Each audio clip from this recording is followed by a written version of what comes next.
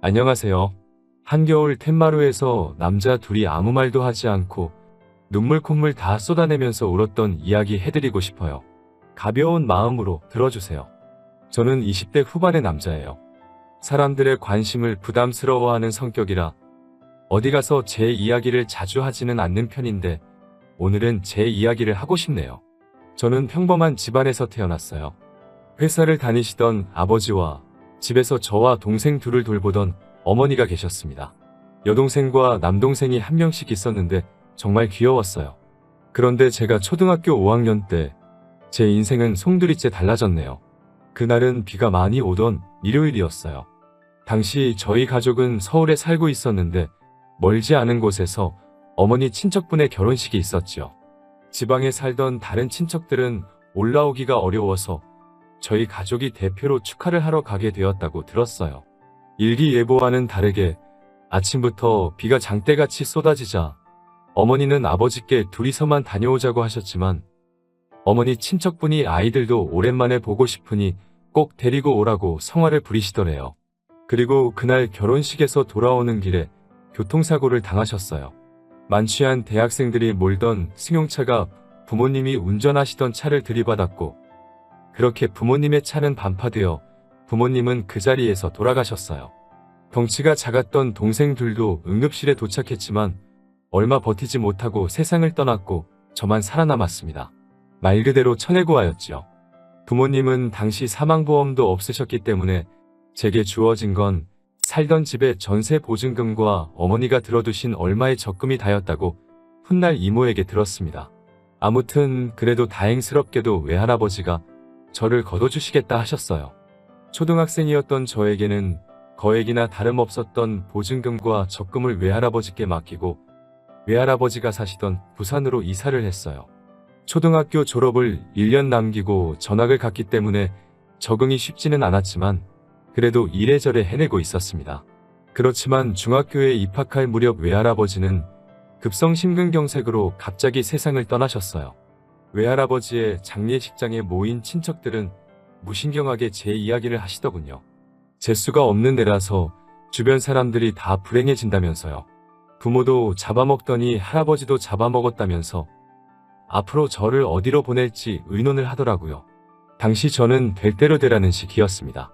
그저 고아원에만 버리지 말아줬으면 하는 마음이었달까요.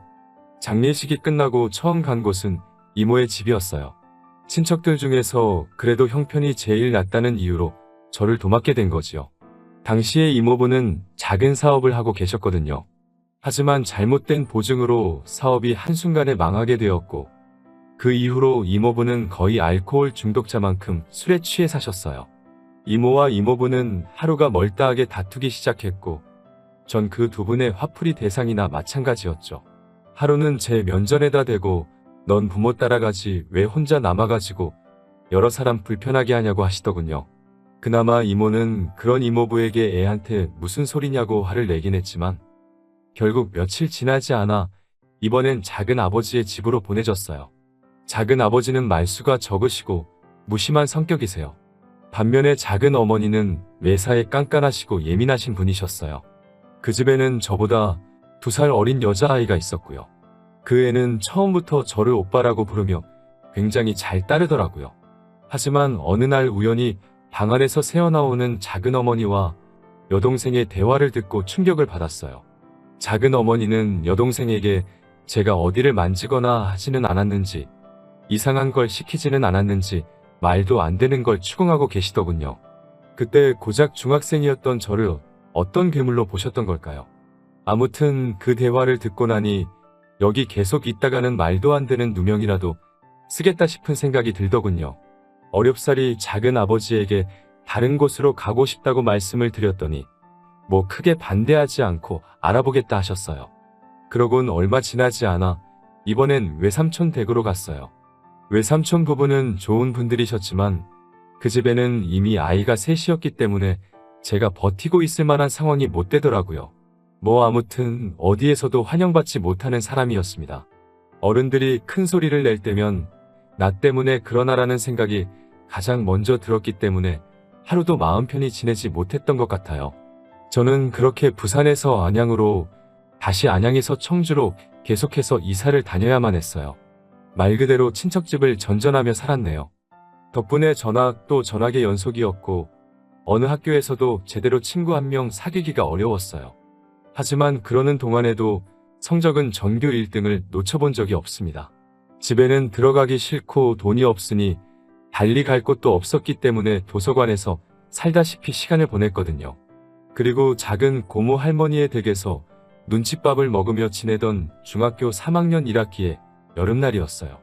사돈의 팔촌이라고 표현할 수 있을 만큼 먼 친척이 저를 데려가고 싶다고 왔더군요. 양자로 드리고 싶다고요. 당시에 작은 고모 할머니께서 저를 노골적으로 귀찮아하셨기 때문에 이렇게 저렇게 따지지도 않으셨어요. 그럼 그렇게 하세요라고 하시더라고요. 작은 방에서 대화를 엿듣고 있던 저는 그 상황에 대해서 달리 비관적이지도 낙관적이지도 않았어요. 그저 계속 해오던 이사를 한 번 더 하게 되었구나 정도로 생각했어요. 하지만 그 이후로 제 인생은 180도 달라졌어요. 양부모님은 당시 대전에 살고 계셨어요. 집에 도착하니 작은 마당이 있었어요. 마당 한 구석에는 작은 텃밭이 있었고 변화하는 계절을 확인하기 충분할 만큼의 꽃과 나무도 심어져 있었습니다. 현관문을 열어주시던 양어머니의 모습이 지금도 생각이 나요. 화사한 꽃문의 앞치마를 앞에 걸치고는 현관을 열면서 생각보다 일찍 왔다며 어서 들어오라고 하시던 양어머니에게선 뭔가 포근한 분냄새 같은 게 났어요. 집 안으로 들어서자 강아지 한 마리가 꼬리를 흔들고 있었고 집안에는 빵집에서나 맡을 법한 가꾸운 빵 냄새가 나고 있었어요. 마치 너의 인생은 이제 달라질 거야 라고 누군가 말하고 있는 것처럼 마음속에서 희망이랄까 좋은 기운이 느껴졌어요. 거실에 앉아 어색한 시간이 흐르고 있었어요. 저는 조심스레 용기 내어 해를 끼치고 싶지 않으니 아르바이트라도 해서 생활비를 보태겠다고 말씀드렸어요. 사실 친척집을 전전할 때마다 늘 너한테 들어가는 돈이 얼만지 아냐는 말을 들었거든요. 말로 하지 않으면 반찬으로 차별을 한다던가 어디서 주워온 옷이나 신발을 준다던가 하는 시기였어요. 지금도 그때를 생각하면 조금 슬퍼지네요. 아무튼 그런 경험이 있었기 때문에 중학교를 졸업하면 돈을 벌어야겠다고 생각하고 있었거든요. 그런데 이제껏 인자한 표정으로 저를 살펴보고 계시던 양아버지가 돌연 표정이 싹 굳어지시면서 귀신같이 화를 내시더라고요. 내가 너를 집세나 받자고 데려온 줄 아냐면서. 너는 이제 우리 가족이니까 가족으로서 집안일을 도와주면 그걸로 충분하다고 하시더라고요. 그렇게 저에게 맡겨진 일은 강아지 산책시키기와 욕실 청소였어요. 그리고 이 집에 들어와 지낸 지 두어 달쯤 됐을 무렵 잊지 못할 사건이 일어났어요. 며칠 전 학교에서 진로상담 통지서라는 종이를 한 장씩 나눠주더라고요. 이제 어느 고등학교에 진학하고 싶은지, 앞으로의 목표가 뭔지에 대해서 담임 선생님과 부모님이 만나 상의를 해야 한다고 하더라고요. 하지만 저는 집에 와 그 종이를 그냥 쓰레기통에 처박아 버렸습니다. 양부모님께 그런 걸 내밀 만큼 낯이 두껍지 못했거든요. 그리고 귀찮게 굴면 또 다른 친척집으로 버려질지도 모른다는 두려움도 있었고요. 그런데 이튿날 제 방을 청소하시던 양어머니가 그 종이를 발견하셨나봐요. 학교를 마치고 집에 돌아온 제게 양부모님은 그 종이를 내미시며 이게 뭐냐고 물어보시더라고요. 제가 제대로 대답하지 못하고 있자 양어머니는 먼저 엄마가 신경 써주지 못해서 미안하다고 하시더라고요. 양아버지도 내일 아빠가 선생님을 만나보겠다고 하시면서 앞으로는 이런 일들이 있으면 꼭 상의해줬으면 좋겠다고 하시더라고요. 그날 밤 생각지도 못했던 양부모님의 반응에 베개가 흠뻑 젖도록 울고 말았습니다. 다음날 수업이 끝나고 교실을 나서자 정장을 차려입은 양아버지가 저를 기다리고 계셨어요. 그리고 처음으로 선생님과 양아버지를 모시고 삼자대면을 했습니다. 그런데 선생님께서 저를 많이 칭찬해 주시더라고요. 공부를 참 열심히 하고 머리도 좋은 녀석이라면서 힘드시겠지만 가능하면 좋은 고등학교에 진학시키는 게 좋을 것 같다면서요. 그러면서 선생님은 갑자기 양아버지께 허리를 숙여 인사를 하시더라고요. 부탁드린다면서요. 고작 저를 2달 가르치셨지만 저의 가능성을 높게 봐주신 거지요. 훗날 말씀하시기를 그렇게 복잡한 환경에서 지내면서도 굴곡 없이 유지하는 성적을 보고 뭐래도 될 녀석이라고 생각하셨다고 하시더라고요.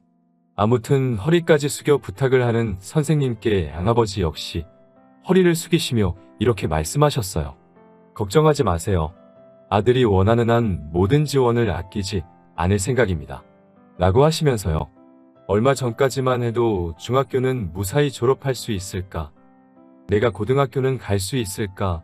하루하루 불확실한 미래를 그리며 어쩔 수 없이 살아가고 있었어요. 하지만 선생님과 양아버지의 면담은 제 인생을 송두리째 바꿔놓았습니다. 그 이후로 저는 전보다 더 학업에 매진했습니다.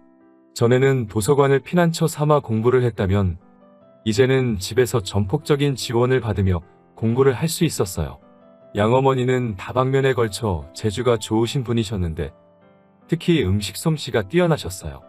양어머니는 늘 따뜻한 밥과 국이 준비된 아침 식사를 만들어 주셨고 점심 도시락도 챙겨주셨어요. 늦게까지 공부하는 날에는 야식을 만들어 주시기도 하셨고요. 특히 멸치만 넣고 만든 주먹밥은 지금도 잊을 수가 없네요. 그리고 얼마 뒤 무사히 지역 내 명문으로 소문난 고등학교에 합격했어요. 합격을 확인하자 양부모님은 갑자기 제 곁에서 눈물을 보이셨어요. 중학교 때는 전학 다니기 바빠서 동아리 활동 같은 건 꿈도 꿀 수 없었고 친구 한 명 사귀기도 어려웠는데 고등학교 생활은 정말 재밌더라고요. 다른 남자애들은 어렸을 때 태권도 정도는 한 번쯤 배워봤다고 하지만 저는 운동은 한 번도 배워본 적이 없었기 때문에 검도부 활동을 시작했어요. 사실 가벼운 마음으로 시작한 동아리 활동이었는데 생각과는 달리 단순히 동아리실에 모여 연습만 하는 게 아니라 대회도 나가야 하더군요. 처음 대회에 나가기로 결정된 날 양부모님께 그 사실을 알렸어요. 다음 날 아침에 일어나니 양어머니는 김밥을 만들고 계시고 아버지는 제 이름을 넣은 응원용 소품을 만들고 계신 게 아니겠어요? 저는 제발 그러지 않으셔도 된다고 극구 말렸지만 양부모님은 기어이 따라와 응원을 해주시더라고요. 당시 17살이었는데 양부모님은 큰 소리로 제 이름을 부르며 넌 할 수 있어. 파이팅! 을 멀리서도 들릴 만큼 큰 소리로 외치시니 창피해 죽겠더라고요. 하지만 지금 생각해보면 참 따뜻한 기억이에요. 아무튼 경험의 차이는 어쩔 수 없어서인지 나가는 대회마다 2회전 아니면 3회전에서 지고 말았습니다. 그러다 딱 한 번 제가 작은 대회에서 준우승을 한 적이 있어요. 그날 저녁에 정말 사치스러운 식사를 했습니다. 양아버지는 평소에는 음주를 즐기지 않으시는데 그날은 맥주도 드시고 별거 아닌 일에도 호탕하게 웃으시며 그 모습이 정말 기분 좋아 보이더라고요. 솔직히 별거 아닌 성과라고 생각했는데 저렇게 기뻐해 주시는 양부모님을 보니 저도 뿌듯하더라고요. 나중에 양아버지는 술김에 저에게도 한잔하라고 하셨다가 양어머니께 혼나고 그날의 기억을 떠올리면 입가에 미소가 절로 지어질 만큼 완벽한 시간이었어요. 안정적이고 평화로운 일상의 반복은 빠르게 흘러가더군요. 시간은 무탈하게 흘러 어느덧 고등학교 3학년이 되었어요. 이제 대학을 어디로 진학해야 할지 정해야 할 시기가 된 거죠. 하지만 사실 저는 고등학교에 진학하면서부터 오직 서울대 법대만을 목표로 두고 있었어요. 등록금 때문에라도 꼭 국립대를 가고자 했고 기왕 국립대를 간다면 서울대여야 한다고 생각했어요. 양어머니는 사립도 괜찮으니 부담 갖지 말라고 하셨지만 저는 서울대 법대에 무난하게 합격했습니다. 합격을 확인한 후 중학교 3학년 때 저를 믿어주셨던 담임 선생님께 오랜만에 연락을 드렸어요. 서울대 법대에 합격했다고 그때 믿어주셔서 감사하다고 말씀드리니 오열하시더라고요. 왜 내 주변에는 다 나를 미워하는 어른들밖에 없을까 생각하고 세상을 원망하던 무렵 선생님을 만나 제 인생이 달라졌다고 말씀드렸어요. 어디선가 선생님께서 제 사연을 듣게 되신다면 다시 한번 말씀드리고 싶어요. 정말 존경하고 감사드립니다. 대학교는 정말 신세계였어요. 하지만 당시 저는 하루빨리 사법고시를 통과하는 게 목표였기 때문에 한눈 팔 틈이 없었어요. 그런 저를 보면서 양부모님은 그동안 열심히 노력했으니 1학년은 좀 가벼운 마음으로 보내도 괜찮다고 하시더라고요. 공부도 좋지만 노는 것도 중요하다고 말씀하시면서요. 여자친구도 사귀어서 집에 좀 데리고 오라고 하시고요.